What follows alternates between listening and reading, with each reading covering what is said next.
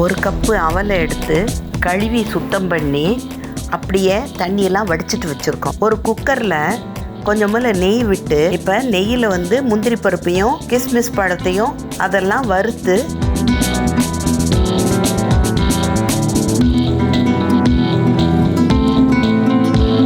நல்ல புஷ்ஷுன்னு பலூன் மாதிரி உப்பி வந்த உடனே எடுத்து ஒரு தட்டில் வச்சுட்டோம். இதுக்கு அரை கப்பு சுகர் எடுத்து அதை அந்த நெய்யோடு சேர்த்து கேரமலைஸ் பண்ணுறோம். கலர் மாதிரி வரணும், தேன் கலரில் வரணும். இப்போ தண்ணியாக இளகிருச்சு. இதோட கொஞ்சமாக தண்ணி, 1 டேபிள் ஸ்பூன் 2 டேபிள் ஸ்பூன் தண்ணி ஊற்றி அதை கரைக்கிறோம். நல்லா கரைஞ்சிருச்சு.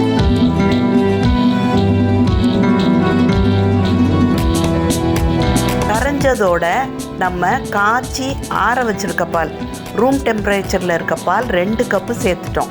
சேர்த்துட்டு நல்லா இப்போ கொஞ்சம் போல் ஏதாவது இருந்தால் கூட அதுவும் கரைஞ்சிரும், இந்த கேரமலைஸ் ஆன சுகர். இதோட ஏலக்காய் பொடி சேர்த்தாச்சு. நம்ம கழுவி வடிகட்டி வச்சுருந்தோம்ல அவல், அதை அப்படியே இந்த பாலில் சேர்த்துக்கிறோம். சேர்த்துட்டு குக்கருக்கு மூடியை போட்டு 2 விசில் வர்ற வரைக்கும் வேக வைக்கிறோம்.